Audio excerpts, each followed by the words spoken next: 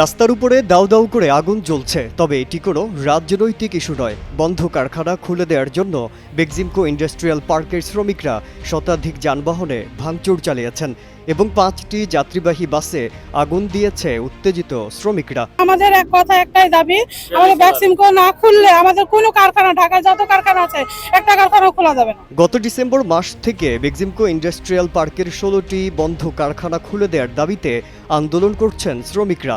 এই কারখানাগুলি খুলে দিলে তাদের কর্মসংস্থান ফিরে আসবে, কিন্তু দীর্ঘ সময় ধরে কোনো সমাধান না পাওয়ায় প্রতিবাদে রাস্তায় নেমেছেন বলে জানায় শ্রমিকরা। আমরা এখানে আইছি বেক্সিমকো যে দাবিটা নিয়ে আইছি, আবার আপনি 16 তারিখ থেকে আপনি 22 তারিখ পর্যন্ত পোলাপানারা যে কষ্ট আছে, যে অবস্থায় জীবনযাপন করতেছে, এটা কিন্তু করাটা যায় না বা কিছু হয় না।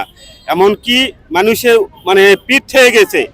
এখন চাই এক কথায় আমাদের কোম্পানিটা খুলে দিক। গত 5 আগস্ট ছাত্র জনতার গণ আন্দোলনে আওয়ামী সরকারের পতনের পর বন্ধ হয়ে যায় বেক্সিমকো ইন্ডাস্ট্রিয়াল পার্কের কারখানাগুলো। দীর্ঘদিন কাজ না থাকায় বেকার হয়ে পড়েছে হাজার শ্রমিক। অন্য কারখানায় চাকরি নিতে গেলেও তাদের নেওয়া হচ্ছে না বলে অভিযোগ শ্রমিকদের।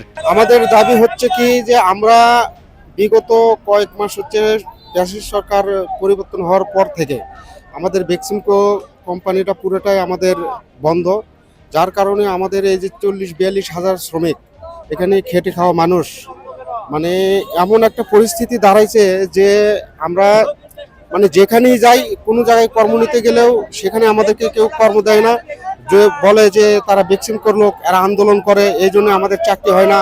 গতকাল মোজার মিল এলাকায় শ্রমিকরা বিশাল সমাবেশ করে কারখানা খুলে দেওয়ার দাবি তোলেন। তারই ধারাবাহিকতায় বুধবার বিকেলে আন্দোলনকারীরা চন্দ্রা নবীনগর মহাসড়ক অবরোধ করেন।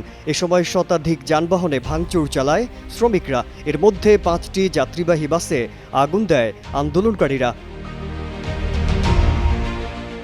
এই সহিংসতার ঘটনায় দুঃখ প্রকাশ করেছেন বেক্সিমকো ইন্ডাস্ট্রিয়াল পার্কের জনসংযোগ কর্মকর্তা তরিকুল ইসলাম। পুলিশ প্রথমে শ্রমিকদের বোঝানোর চেষ্টা করে বলে জানায় শিল্প পুলিশের সিনিয়র সহকারী পুলিশ সুপার আবু তালেব। আন্দোলনকারীদের সড়ক থেকে সরিয়ে দিয়ে যান চলাচল স্বাভাবিক করার চেষ্টা করছে পুলিশ। রাত 8টার দিকে চন্দ্রা নবীনগর সড়কে যান চলাচল স্বাভাবিক হয়, কিন্তু এই ঘটনার প্রভাব পুরো গাজীপুর অঞ্চলে পড়েছে বলে জানায় এই পুলিশ কর্মকর্তা। মাজহারুল আলম, কালের কণ্ঠ।